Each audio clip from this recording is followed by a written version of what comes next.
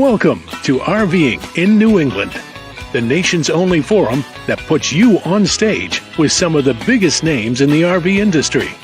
And now your hosts, John DePietro and Bob Zagami.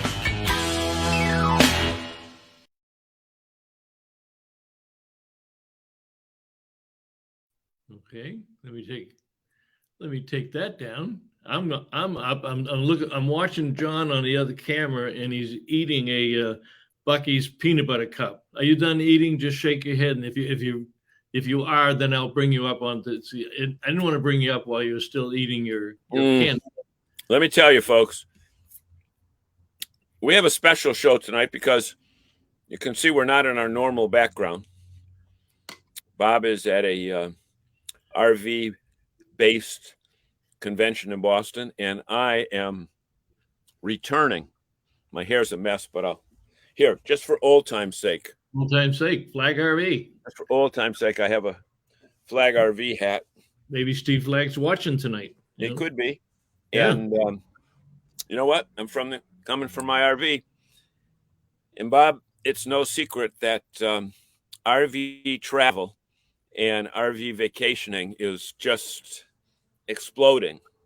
We have proof of that. But before we do that, in your best radio voice, keeping in mind that we have the sponsor's service manager on the show tonight, and she's in the studio, she's in the lobby.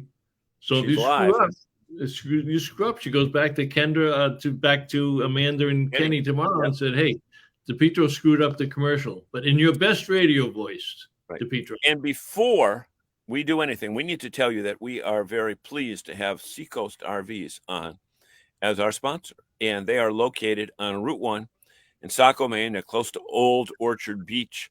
They're close to I-95. So if you're going to other areas in New Hampshire, in Vermont, and in Maine, anywhere in New England, they're close to anywhere in New England. They've got crops, they've got elevations, and they've got Winnebagos, which I'm sitting in right now.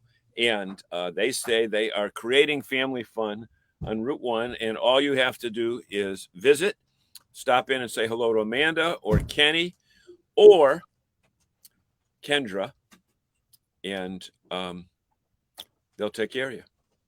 That's it. And they are fine. And fresh. Let's do this. We have a documentary, a short documentary on RV travel versus air travel. So you guys sit tight down in the lobby, and let's set it up, Bob. Let's set it up. Want to do that? You set it up. Okay.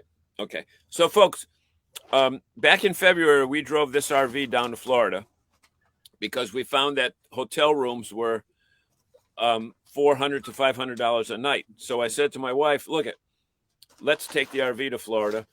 But we didn't have all the time we needed in order to drive it back. So I said, let's fly back and then go down for April vacation, and we'll come back to Massachusetts, in a leisurely fashion.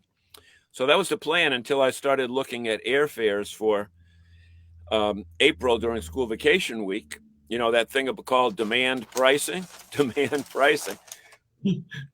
And what it all boils down to is it was like $700 to fly. So I said, if I go earlier in the month, it'll be cheaper. And so I did. I attempted to fly down on Sunday and got to the airport in plenty of time.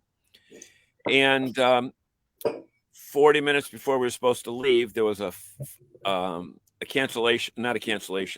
delay from 5:30 to 6:30, and then from 6:30 to 7, then 7 to 8, and then they canceled the flight. No, I was in Worcester, so it wasn't a big deal. I was only 10 minutes away from home. But think of those people that had spent an hour or an hour and a half or 2 hours driving to the airport only to find that their flight was canceled. And little did I know, at the same time, the same situation was playing out in other cities across the East, and primarily with JetBlue. So they don't forget we have a show tonight. Right. So they booked me on the next day, and I didn't think we were going to go, but we did, and got there a day late. and a few hours late. So this is what inspired him. While I was waiting, this is what I thought of. So as Jay Leno, everybody, thanks for joining the show tonight. And it's no secret, over the past few days I've been attempting to travel to the great state of Florida to retrieve our RV. We left it there after the February vacation, and the plan was to go down and get it in April.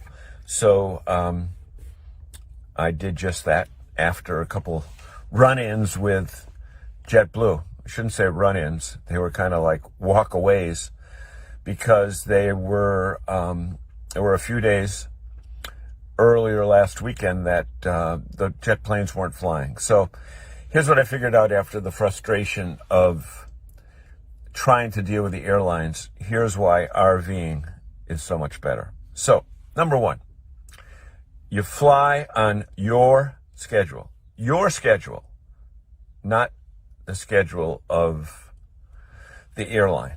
So you don't have to get up at 4 a.m. to get an 8 o'clock plane. Now you say 4 o'clock to an 8 o'clock plane. Well, by the time you drive to the airport, by the time you find a parking spot, by the time you get into the terminal and find the TSA area, the security area, you got to back up, and then you got to wait in line for 2 hours before you even board the plane. So, number one, your schedule. Number two, no TSA.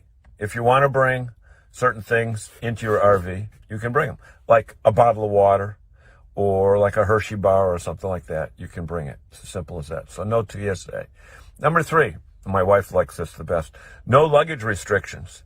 You can take anything you want into your RV, not have to worry about opening it or putting it through a screener. So again, take anything you want. Number four, no people on cell phones talking loudly in the seat behind you. And generally they talk as loud as they possibly can, and it can be very distracting. Number five, you get better food in an RV than just a tiny bag of pretzels. You wonder, could they look at next time? It doesn't even weigh an ounce. Let's see. I got something right here. Pretzels. 0.75. It's not even 1 full ounce of pretzels. So you can get the giant family size bag of pretzels. So you can also, when you're in your RV, which you can't do on an airplane, you can eat peanuts. See? Peanuts. Real peanuts. You can take them home. Number 7, another reason to like RVing, is no need for a rental car. So when you're going from here to there, you can take the RV. You don't need the rental car. Number 8, this is very important. Clean bathrooms. That's right, folks. Right there, we have a clean bathroom. And that is absolutely vital. Number 9, you can stretch out and relax. Now, if you take certain airlines, like, I won't mention the airline, but the planes are bright yellow. You pay more if you want to breathe. You pay more if you want to be able to sit in the seat. But with an RV, you want to sit back and relax. There's the couch. And last but not least, you don't have to get up 5 hours before the flight in order to get to the airport. So just a few reasons you may want to, this summer, consider an RV vacation. And now, on with the So you were trying to sneak a what is that? A McDonald's? Oh, so Michael went over to McDonald's and he got you dinner. Hey, let's we've been talking about Michael too much in the background. Let's bring him in just for a second to quiet him down. Michael, come say hello to the audience. This is John's younger and better looking brother. Hey everybody. All right, how you doing? Hey, Bob, I'm doing well. I just spent 2 full days with John, and we still have about an hour and a half to go. So it's been a little stressful, but I'm getting it done. Somebody has to do it. Somebody had to bail him out. Hey, it has to be family. I don't know how many strangers would last as long as I did. None. So I just got him a snack. He ran me into McDonald's to use my app for the first time. I didn't even get a fry out of the deal. And now he's telling me to get back in the seat. So now you got to go back in the back. I'll go back. I want him to go. He can go in and play on the playground. Just McDonald's has a play land. Enjoy the show, Michael. All right. I'll see you guys. Thank you. Enjoy the show. All right, we spoke about our sponsor, and our service manager at Seacoast RVs is Kendra Smith. Kendra, welcome to the show. And we've got Jim Roy from Silver Moose Restorations and Jim Convoy from New England RV Roof. We thought tonight would be a little different because you guys just ended the last consumer show of the season up in Auburn, Maine. And who would like to give us a 30-second review of whether it was good, bad, indifferent, or what you thought about it? Actually, Kendra's our sponsor, so I'll let Kendra go because we'll give her the nod, seeing that she's paying the bills. No added pressure, Kendra. Oh, none felt. None Absolutely whatsoever. not. I wanted to, before we go there, I wanted to add to the list of reasons to RV, and that might be to bring your fur babies with you. Can't do that on a plane. Absolutely correct. Big one.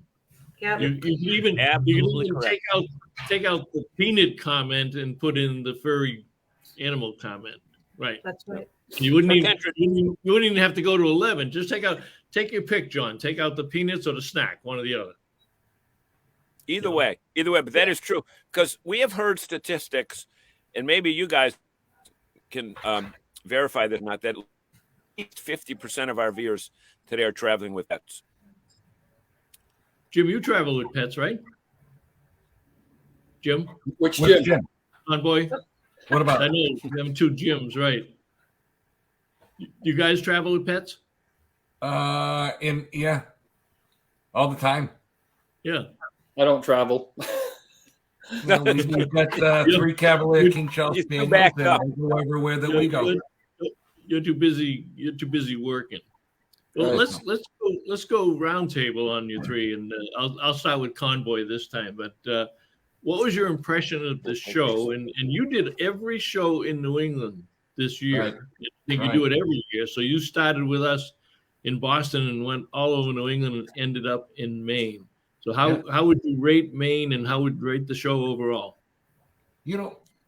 Maine is the first time we've done it, and it's surprisingly a very good show. My first impressions going in, where all the RVs are an ice skating rink, was, oh my God, it's so small. But they had an awful lot of booth vendors, and it was between campgrounds, RV specific vendors. Good audience poll, a lot of dialogue from everyone. But, I saw a lot of interest in camping where people were actually seeking out the campgrounds and making reservations right then and there. So that was nice to see. From my side of the house, it was active. There was a lot of folks that kept me busy all day, all 2 days. I didn't book anyone yet, but huge amount of interest. So there's some things I have to work on, because one of the common things I heard was people just didn't know about us. Or, I wish I knew you 2 years ago when I needed a roof, or things like that. So it gives me some things to think about. And then, of course, I'll track what the activity is and make a decision whether or not to do it again in the future. But it was a very good show. Yeah, and I know it wore me down, and I know Jim Roy was equally as tired with the amount of traffic he had going by his booth. Yeah, I was exhausted for the next 2 days. Yeah, well, and it was also Jim Roy's first show. Yeah, ever, in terms of having Silver Moose Restoration. So was it worth the money and worth the audience participation, Jim? I didn't make any money off of it. I actually lost money from the booth rental cost. But I made a lot of connections, got to see a lot of people, got to talk to people. And again, like Jim was saying, a lot of people said, oh, we didn't know you were around. We didn't know this existed. I had half a dozen people shake their head and said, oh, you're in Monmouth. That's too close to camp. And they thought we were a campground. So I had two people ask me if we had full hookups. Restorations too close to the campground. Okay, yeah. So we educated people who we were. We handed out a lot of cards. We sold some merchandise. So it was fun. Yeah. Got to meet Jim. So I'm sure both Jim and Jim would agree that based on the real specific type of work that you do, that you can't judge the value of a show based upon what business you may have written that particular weekend, but how many seeds were planted so that when that roof leaks or when, people come across something that Jim Roy does, they'll think about you. Whereas in Kendra's situation, it might be a little bit different because people could pop into the store the next day and buy something and then attribute it directly back to the show. But, not only is Maine a great place to go to a camping show, it's a great place to go camping. And I'm sure that there were several campgrounds there that reflected that. And did you guys see a lot of activity at the booth? Not necessarily numbers of people, but interaction between attendants. John froze up. Anybody can answer that. No, you froze up there, John. Yep. You're back now. Kendra, I don't think you worked the show, did you? Was it mostly Amanda and Jen? Amanda and Jen worked this show, yes, but they were very impressed with the amount of contacts that they made as well between rentals and service.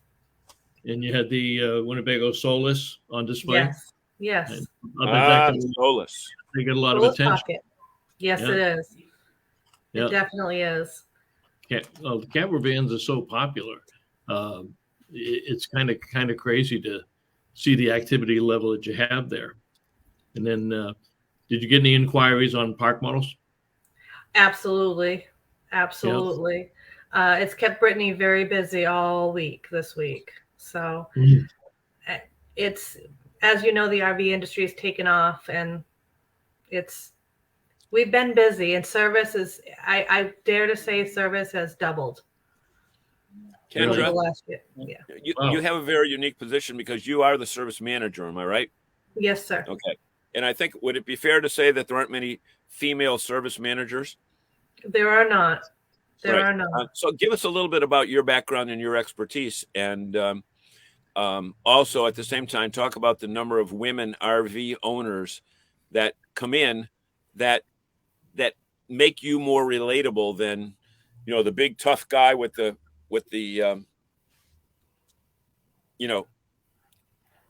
marine haircut. Understood. So my background is I was a Chevrolet Cadillac service manager for 24 years. And I happened to know Kenny, the owner of Seacoast, through that. He was one of our customers. And about 3 years ago, he proposed that when he bought Seacoast, he'd like to bring me over for the very reason that you're talking about, is in some cases, a woman is more relatable. And right now, currently we have 3 of us working in service. All 3 are women. We are seeing more women, especially with the camper vans, coming in for service and driving them on their own. I noticed it a lot. Right. Yeah, I noticed it a lot at the Springfield show. We had a lot of women interested, just because it's something. It's not as terrifying as maybe parking a Class A or a larger, or trying to back in a trailer or things of that nature. And a lot of women are going towards the Class Bs and Class Cs. So it's definitely something we're seeing. Interestingly, on this trip back from Canada when we were getting gas, I bumped into, I think it was 3 women that were pumping gas there into their Class Bs. And, Not surprised. the Not freedom, surprised. the freedom. Yes. And they fit, most of the Class Bs will fit into a parking spot of the normal everyday motor vehicle. Unlike this Class C, that Michael, how many spots are we taking up? 4 spots? Yeah, we're taking up 4 spots horizontally at McDonald's. Well, And Michael might need to learn to park. Well, I parked. Wait a minute, Kendra. You just automatically assumed that it was Michael that parked it.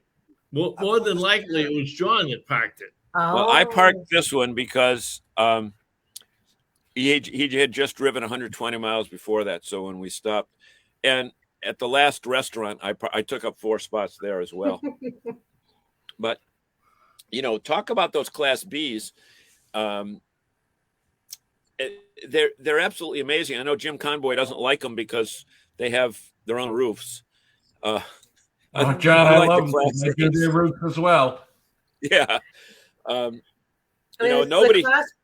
The Class Bs are just like you said. I mean, we're finding or seeing the soccer moms that have to take their kids every day to just go to the baseball field or the soccer field. They're getting these just because they have the amenities that they need: a bathroom, a refrigerator, a place to eat, where they're not having to spend the extra money of going out to dinner and things of that nature. And again, you're parking them in a spot that is the same size as a regular everyday motor vehicle. So it's not as intimidating. Yep. And I'm sure everyone would agree that except for Buc-ee's, some of the public bathrooms that you have to navigate around on the highways and byways of America are not that nice. Absolutely. And Wawa's have pretty good sized bathroom. And given the situation in the past couple of years where things have been shut down or where COVID has been such a big deal, having your own space has been big. Oops. Well, there's my fur baby. He's got to come up and visit apparently. Wait, let's see that dog. Is it a baby? Why he's not getting any attention? He cannot. He cannot stand me being on the computer. Is it a beagle?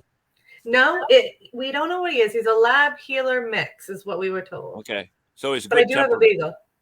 Bob, you don't have your dogs with you tonight, right? Nope, they're back in Florida. No. Jim, do you have dogs with you here? Mine are at the house. What do you got, Jim Convoy? 3 Cavalier King Charles Spaniels. 3 of them. Yep. Wow. How about you, Jim? Get one? Yeah, go get them. We've got a English Cream Golden Retriever and a Pomino. It's a Pomeranian American Eskimo mix. Oh, beautiful. Pomeranian Eskimo mix? Yep. That must have been pretty interesting. He's an awesome dog. Is it a little tiny dog that you can hold in your arms? He was supposed to be about 12 to 18 pounds, and he's around 30 pounds. Is that your fault or is that his? Not sure. My dog's is my fault. Oh. Oh, nice. There we go. Beautiful. Is it a white lab? He hangs around the shop, English right? Cream Golden Retriever. Oh, okay. Oh, look at this guy. Look at that. It's real. Oh, as we say, Samuel Adams. Oh. Hey, Bob, we should do a show some night. Audrey, if you have a dog. And this is Brooke. Or Brooklyn. Okay. So they're all the same breed with different color coats? Yeah. There's certain color traits with the Cavalier King Charles Spaniel. Sam is what's called a ruby. Brooklyn is a tricolor. Oh. And then we have another one. She's a Blenheim, brown and white. Who's Now we barking? have chocolates, black Who's and growling? And was that yours, Kendra, that was growling? No, he's not in the room anymore. No.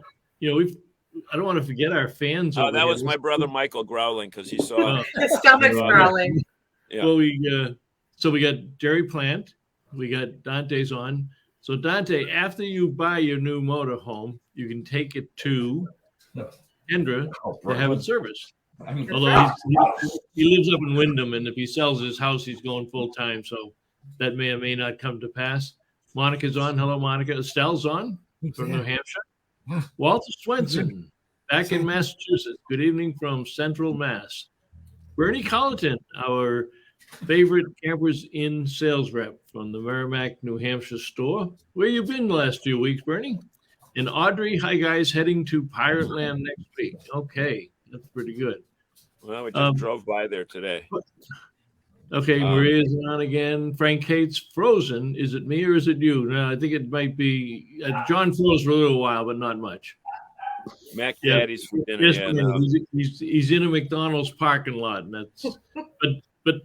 But what he's not telling you. Hi, Michael. He's I'm sorry in for the Michael. McDonald's parking lot, eating McDonald's French fries and whatever else is in that bag. And him and his brother Michael just had dinner before the show at the Red Line Diner over in Peekskill, New York, and now he's eating again. Bob, we felt obligated to not just mooch off their internet, but be a customer. I see. So today was free fries day, so we got a free fries. So Don Hawes feels sorry for Michael. That's good. Estelle. Michael Aruda. Hi, Jim. Which Jim, Mike? So which one of you guys knows Mike Aruda? You, okay. Is that a customer? Good friend and a customer. Good. Okay. Well, all customers become, after you get done replacing their roofs, all your customers become good friends. No, he was a good friend before I did his roof. All right. Audrey says, yes, Kendra.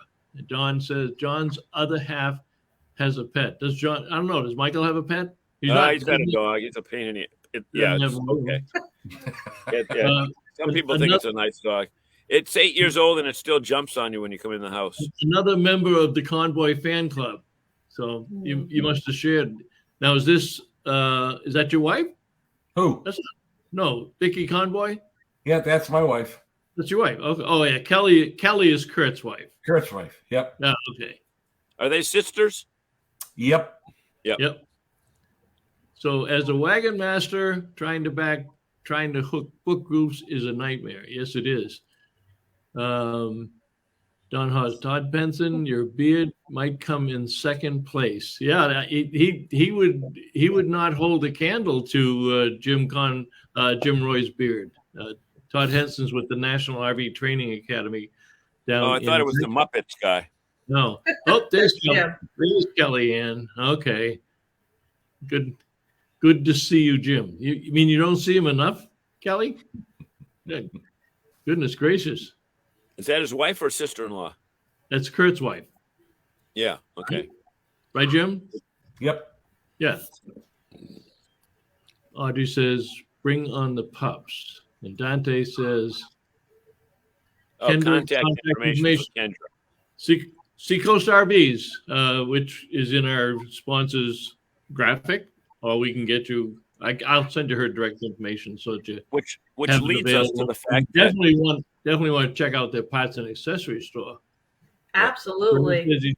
Bernie says, yeah, she's got one of the biggest ones in the state, if not the biggest. Yeah. Which reminds us, Bob, that we should take a break for our commercial. We should do that, and as soon as I let's recognize, I want to recognize that. Yeah, but I want to recognize the other half of New England RV Roof is on the show too. So okay. Now, last week we had Alan Warren do the commercial. Let's let this guy do the commercial. See if he's. All right. I got that voice. Let's see how Michael does. Let me key it up, Michael. Script is right there. Michael's been doing an intern with us. I can't see without sending him out on some other assignments to see if he is qualified to be on the show. So, Michael, take it away. All righty. Well, I just want to let you know that our show tonight is sponsored by Seacoast RV. Seacoast provides everything you need for your RV, from sales to service and parts. It's located conveniently off of Route 1 in Saco, Maine. If you are looking to reach them by phone, 207-282-3511, or on the web, like John and I are using here in the McDonald's parking lot, very simply, www.seacoastrv.com. They are the #1 Croft Park model RV dealer in the country, in the United States. Winnebago dealer, and coming soon, they will be providing superior, well, they already are providing superior sales service and support. So if you get up there, say hi to Kenny and Amanda, and certainly to Kendra. And also, they are an elevation park model dealer. So Seacoast RV, creating family fun on Route 1. Okay. Maine. They're not paying us that much. You're already giving them more than they deserve. They deserve it. That's not bad. That's not bad, Michael. I liked it. Well, if you spend the amount of time with John that I spend with him, it kind of rubs off, you know. The only thing I haven't done tonight is eat a bag of McDonald's fries that I paid for. But well, that's because your brother ate them and didn't even send them to the back of the motorhome. He didn't give it. I did, and he sent them back. I'm up front providing security for the neighborhood that we're in. So, okay. I'll see y'all later. Security from the other thing I do want to add, and Kendra can confirm it, but I did talk to Kenny yesterday or the day before, and I understand that the elevation is probably a week away from Saco, Maine. Yes, it is. Yes, it is. We've been following along. Yeah, I saw the video that they posted of it, #1 coming out of the factory. So that's going to be an exciting time to get a brand new manufacturer, one of the first dealers in the country to have it. And you guys know a little bit about selling park models. Just a little bit. Well, I should know because I'm on my 3rd one with them. So I'm a customer there. So that works out well. Don't you think, Jim? It was Jim Roy's to come up with Jim Roy's idea who planted this idea. I think this is great to have several people on the show because it takes the heat off of you and me. But Jim Roy, give us a 30-second summary of the services that you provide, and are you exclusively with Airstream, or will you provide service on another model if a customer already has one? So we are a vintage trailer restorer. We service any vintage trailer dating from the mid-70s and back. Most of our business is Airstream. The Airstream people have started to find us, so we're probably doing 95% Airstream. And we have started doing renovations on newer Airstreams. It started as 1975 and older just because my own personal Airstream is a 75. And now the newer Airstream people are coming to see us to change a dinette into double recliners, or we had a couple last year that had blowouts on the road, which damaged the exterior. So we were able to repair that. But we also renovate and repair and service the Shastas and Scotties and the little Can-Hams from back in the day. Cool. Is that yours right behind you, Jim? That is just a piece of wall art, actually. It was a 1984 Airstream that was crushed in a couple winters ago. They had about 3 feet of snow and it got crushed. So I purchased it for parts. And while building my office, I took the curbside where the door is and hung it on the wall. The curbside. That's interesting. But that is a functioning door, right, Jim? There's something behind that door. Yeah, that's my executive washroom. So there you go. See? So real door. So here we go. In just under a half hour, we've actually featured 2 bathrooms on the show. That's a first for us. We get that. Jim is a little bit humble on his services. He was a custom home builder, and by virtue of an accident, got into buying his Airstream and restoring it, and did such an incredible job. People said, "Hey, can you do mine?" And out of that accident. He's built probably one of the most respected restoration companies in the country, in the middle of the woods in Monmouth, Maine. It is not some place that people can drive by and look at. If you don't know he's there, you're not going to find him. No, we wanted a little shop in the woods. Did my office like a cabin. It's all post and beam. I didn't want the big commercial shop on Main Street. So Jim Roy, let me ask you this question, because and Jim Convoy is saying, well, actually, all three of you, it's an appropriate question. There is talk that there is a shortage of techs in the industry. Would you all agree? Kendra, would you nod your head on that? Agree or disagree?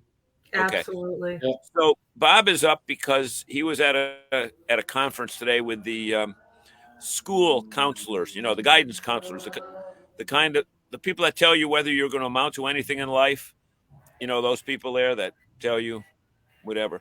But Jim Roy, being a custom home builder, I'm sure you take those skills and utilize them within those four walls of aluminum, right? Correct. Yeah. Okay. So I guess what I'm asking, a lot of people think that to be an RV tech, you have to be, quote unquote, what they used to refer to as the grease monkey, the person who did the oil changes and tires and brakes and exhaust and that type of thing. But in reality, since 80% of the RVs that are out there now are towable RVs, if you have a carpentry skill, if you have a wiring skill, what do you call it, electrician skill, or a plumbing skill, or even a decorating skill, there's room for you in this industry, right, guys, ladies and gentlemen? I'll agree. Yep. HVAC too. HVAC. Okay. See, Bob, I was talking with Sherry about that this afternoon, and I think when you say I'm an RV tech, that the immediate thing that people think of is that you get underneath it and you change the exhaust. And, Jim, both of you Jims are RV techs, but neither of you do brake jobs or, muffler installation, right? Well, I gotta correct you, John. I am not an RV tech. I actually had a recall on my Grand Design. I could fix it. I had a contract and pull Ryan in to fix it, get the pitches, so Grand Design would reimburse me for the warranty work. Yeah, I'm an RVer, and so is my partner Kurt. But the difference is, I came into this business as an RVer, seeing a need. Yep. Kurt, my God, the guy's had his own auto place for 27 years. He's a master welder, a fabricator. And my hat's off to a fabricator too, but it's usually fabricating the truth. No. Is that what you meant? The funny thing is when people come and they talk to us, and sometimes I'll talk to people, I have no idea what they're talking about. And I'll talk to Kurt, and it's always not a problem. And I refer to him when I'm talking to people, I'm not worried, I got a Kurt. Kind of like the Crocodile Dundee movie when he said, I'm not in a rush, I got a donk, I got a Kurt.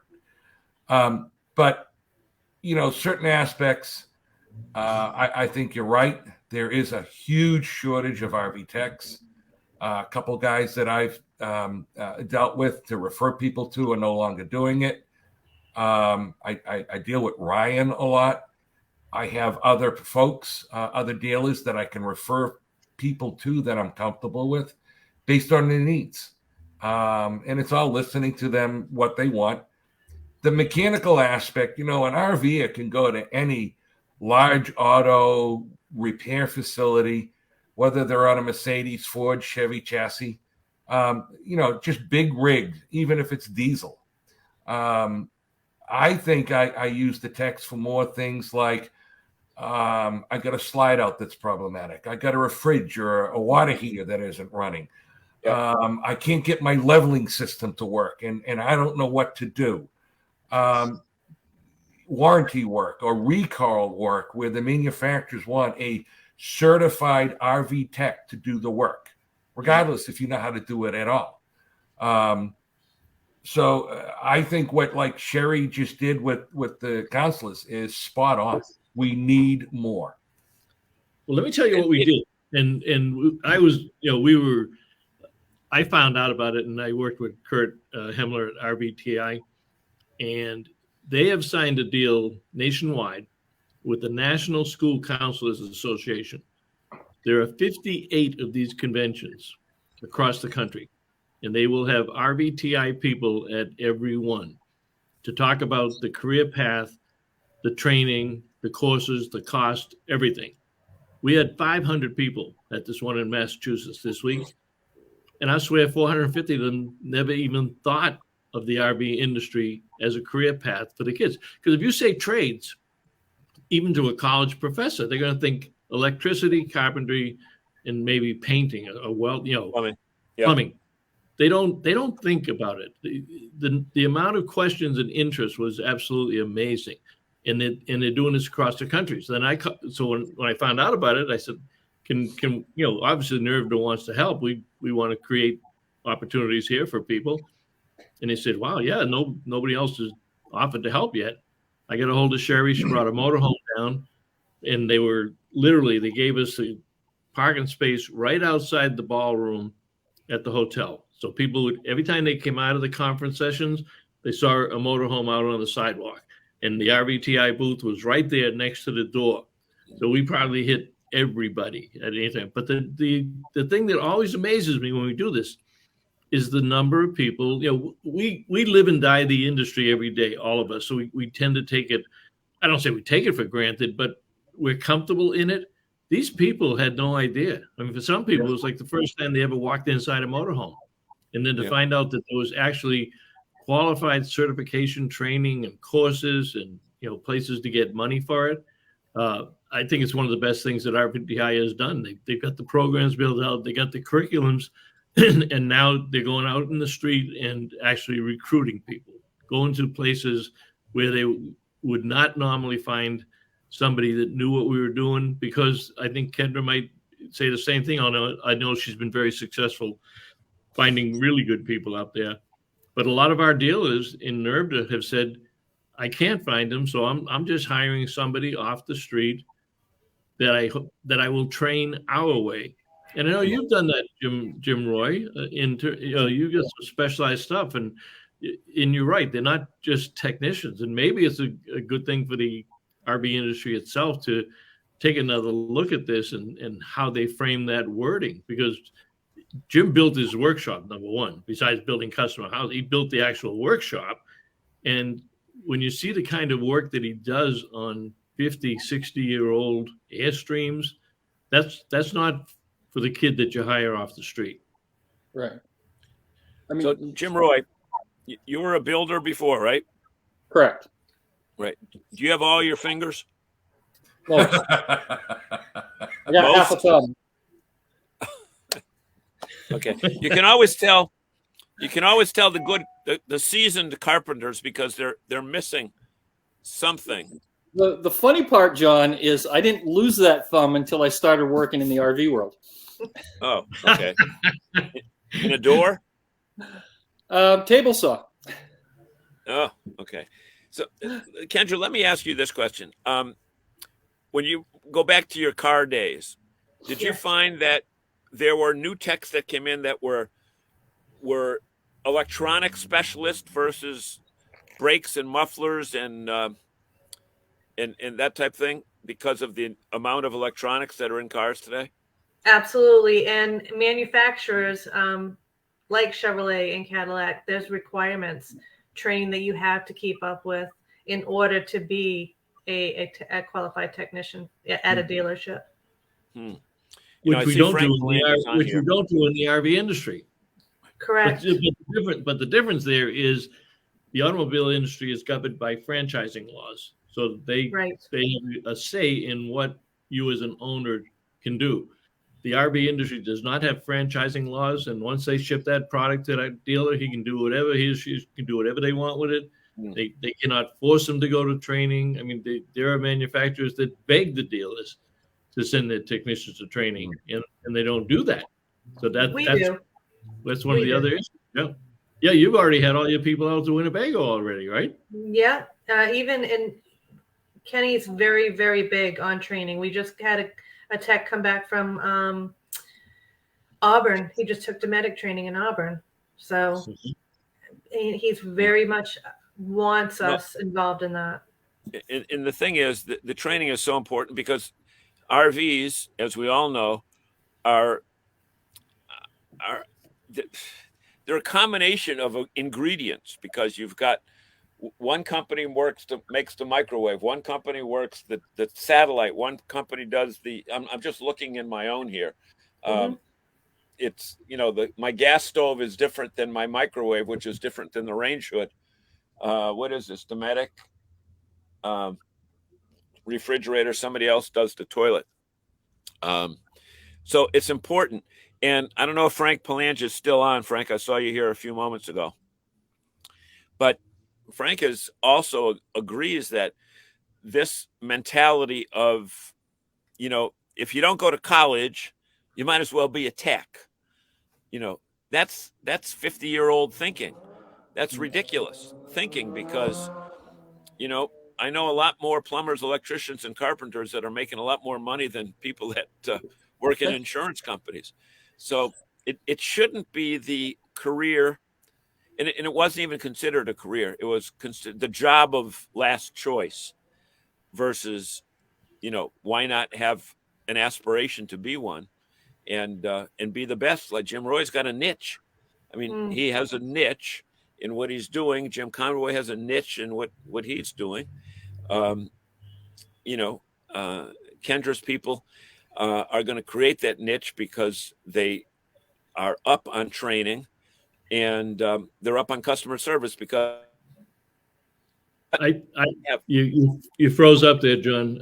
But there is a shift in that, because I spoke to a lot of these school counselors, and when I went to school, which was many decades ago, so that's probably not a good example, but they looked down on the vocational school. Every one of the counselors that I spoke with was well aware that the best opportunity for kids in high school today is the trades. So it's not just the corporate BS that they're buying into. They realize that the 4-year colleges have failed them, that they come out of there with a ton of debt, and they don't know anything about having a job or working a job. They don't know where they want to work.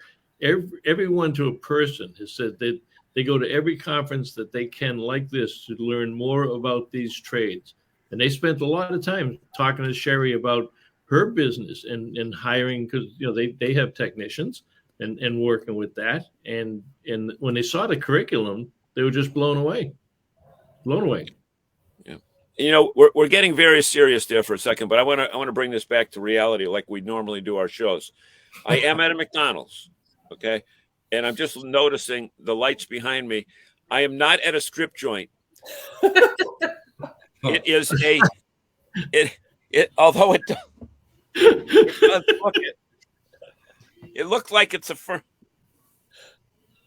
well, John, how would you know the lights? How would you know the lights looked like a strip joint? Well, that's what I've heard about. I've read about it. John did the strip show last week. He's got a couple of dollar bills under his hat. At the 6 minute and 40 mark segment, right? God, did we miss any comments yet? You could say Dante. Lisa's on. Not late, just late signing in. What's up? Wait a minute, Lisa. What's the difference between not late and just late sign? Oh, so you were just watching for a while before you signed in? What about a no skill? I've got that job. Sorry. No skill. No skill needed. Don Haas says most RV techs do not do engine or transmission work. That's correct. That is done. And then that's a good question, because I wasn't sure I understood what Jim Convoy said earlier. But Kendra, when you were service manager for 24 years at an automobile dealership, if somebody pulled in with a motorhome and said they have a problem, where did you send them? Because I'm sure you didn't service them. We referred them to, obviously it was right up the road. We referred them to Seacoast. Yeah. We always referred them to an RV dealer. would you also, because one of the things that you've done since Kenny and Amanda bought the business, you really have expanded the service department. Mike Mailhart did a great job, but Mike was basically it.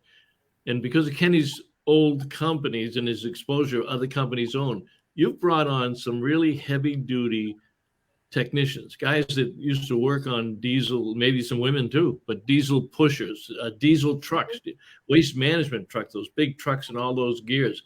So you can fix large motorhomes, and there's not too many places in Maine to go if you got a large motorhome and you need work on it, right? Absolutely. And we've been very fortunate with the staff that we have. We're able to do a lot more things that weren't available to maybe Mike and Linda before. We did open up the chassis bit a lot more than it was before, and it's grown considerably. Right now, we pretty much work on everything. Yeah. So Frank Palanche did say hello. He by the way has got a B&F Auto Body and Collision out in what is it? Agawam, Mass. And you can eat off the floor. It looks like your shop, Jim Roy. You could eat off the floor of this auto. Most people think of an auto body shop. And that's the other thing. The image of who works in these places, how they work, they don't realize that they've advanced just as much as any other industry.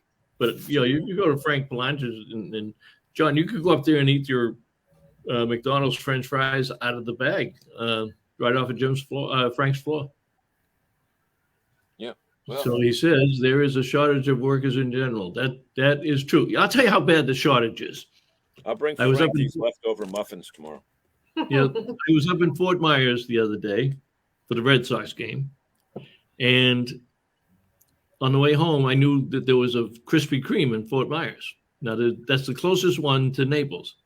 So I said to my wife, we're going to go buy Krispy Kreme. And she says, do you have to have those donuts? I said, yes, I do. So we drive all the way across town to Krispy Kreme, and I look at the drive-through line, and it's almost a half mile long. It's out the parking lot and down the street. So I said, well, the hell with that. I'll just run in and get a dozen donuts. I park the car, run in, try to get in the door, and I can't get in the door.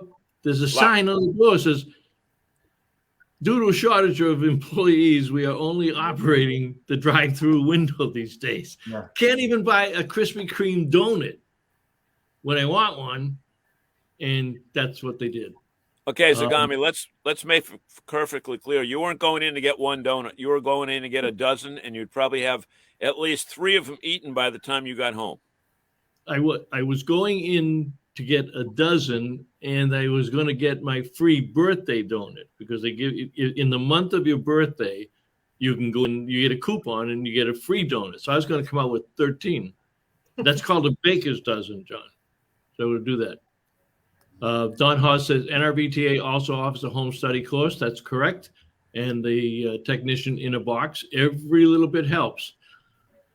Audrey, oh no, she's building up Jim Convoy's confidence here. Agree with Jim Convoy. We've had multiple recalls on our rig. When we get the notification, the first thing I do is check the stickers on the door to see if we're cleared it, and the wording on the many recalls we get and the number of changes are confusing since the description is we did that already. Okay, that's a good point.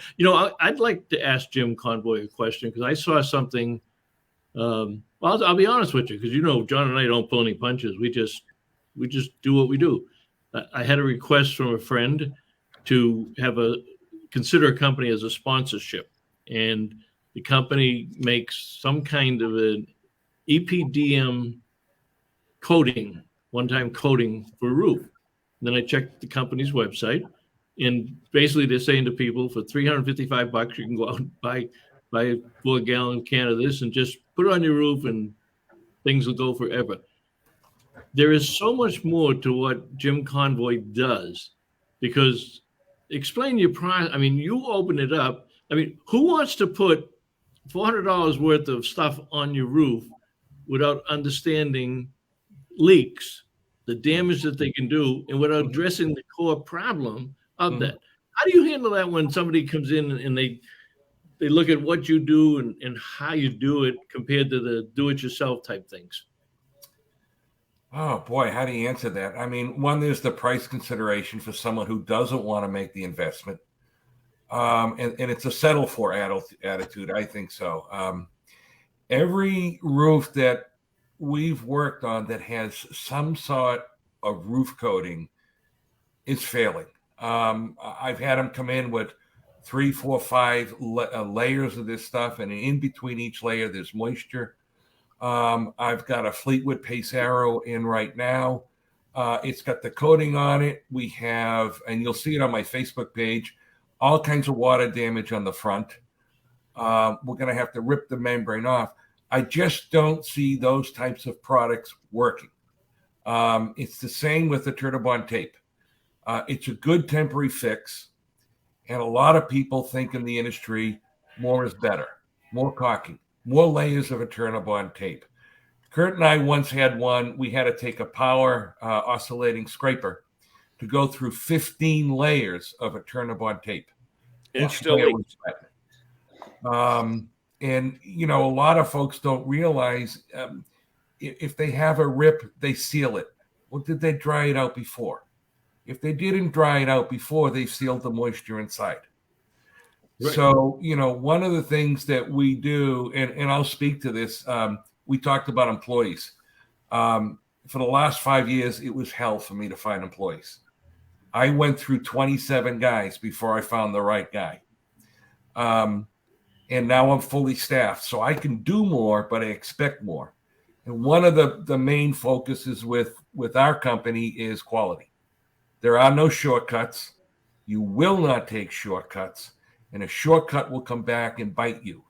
And when we say we give a lifetime warranty, we mean it. I mean, I get into this business because I had a 3-year-old 4-winds, and it leaked like a sieve. And I still had 17 years on my note to pay for it. So I called these people and I said, I did the research. I want this Flex Armor roof. Where do I go? And they said, you can go to North Carolina. And I said, oh, crap, I don't want to go to North Carolina. And then they said, you can go to Florida. And I kept thinking, I'm going farther away. So the light bulb went on, and I retired from corporate, and being active in a bunch of RV clubs, I opened this facility. I've never looked back. I think it's the most underrated roofing system. And what impressed me more is one of the major RVs asked the 2 owners to go to their plant, and they were considering this as something for their roofs. And when the owners went through their production process, you know, they, on an assembly line, an RV slides down in 15 minutes, put the roof on. Slide it down, 15 minutes, put all the components on. Slide it down, 15 minutes to do the caulking. And we told them, look, even if you prep it, you're talking a day and a half to do a roof. And they laughed at us. Yeah. You know, all I can say is it's job security for us. We spend the time, you know, 95% of what my employees and myself do is prep, just like what Jim does in his restoration efforts, for 5% of actual spraying.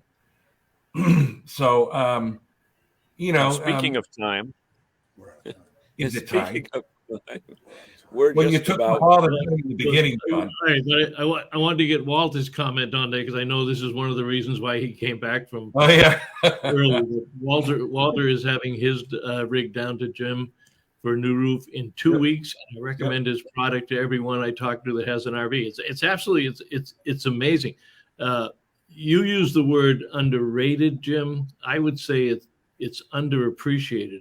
I don't think people don't take the time to find the quality vendors, which they should, and do it once, do it right, and the troubles go away. And I want to apologize to Frank Palange because I explained his business differently. He's an auto body shop. We are not an auto body shop. We are an auto repair facility. And I've seen some of the units that he repairs and he puts out front to advertise them. They look brand new, just absolutely brand new. And that's why it's nice to have all 3 of you with us, and all 3 of you did a great job tonight. But your quality companies, you pay attention to service, you pay attention to your customers, and everybody has to, go out and look and prospect for service. But in most cases, for all three of your companies, your customers are coming from other customers. Yep. Your reputation is out there. People know who you are. And it's not a question of, well, I got this vintage trailer, so let me get a quote from Jim Roy, and let me get a quote from this guy in California. Let me get a quote from Florida. No, somebody said to them, if you're going to get into vintage trailer, you're going to buy a vintage trailer and restore it, just call Jim Roy. And you, what's your backlog right now, Jim? What's your waiting time? We're at 2.5 years, or almost 2.5 years. I'm getting calls. I got a referral today from Oklahoma. Not Oklahoma, Ohio. So they're coming. Something that begins with an O. Yeah. Hey, do we owe our sponsor one more? We do. We do owe our sponsor one more. Well, I'm gonna leave early. We'll get the intern in here to do the read, and say that we will thank you. Say that we thank you so much for joining us tonight on RVing in New England, and to join us again next week. Bob, you have final words? Just thank you very much for everybody, and thank you for supporting your people up in Maine, the show up in Maine, and thank you for what you do. And all three of you, I should also say, are members of NERVDA, which we appreciate, and appreciate that. And ironically, you wouldn't be on if you weren't members. You'd have to go find some other show. Michael, are you doing the closeout sponsorship? Intern, get over here. I'll give him the whole camera. I know there's a lot of pressure on me to do this. It's only my second time. So, all right, after the sponsor, I'm going to play the closing video. So I'll say good night to all of you. Thank you very much. Stick around for the sponsor and stick around for the video. Then we'll be done, and we will catch up to you guys down the road. Fair enough? Thank you. Thanks, guys. All right. Thanks, guys. You're on, Michael. all right. Thank you. Once again, we want to thank our sponsor for the show tonight, Seacoast RVs.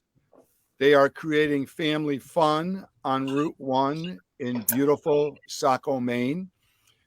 They can be reached by phone or email. Phone is 207-282-3511 or on the web at www.seacoastrv.com. Coming soon will be Elevation, a park mobile company. And also, I want you to know they're the #1 Croft Park model RV dealer in the country. They're a Winnebago dealer. We welcome them each week. If you're in the area, please say hello to Kenny and Amanda. Thanks for your support. And Kendra Smith, the service manager. And Thank you, Michael. Thanks, everybody.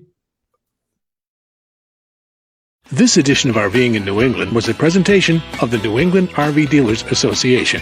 Thanks for watching, and be sure to like us on Facebook, YouTube, and Instagram.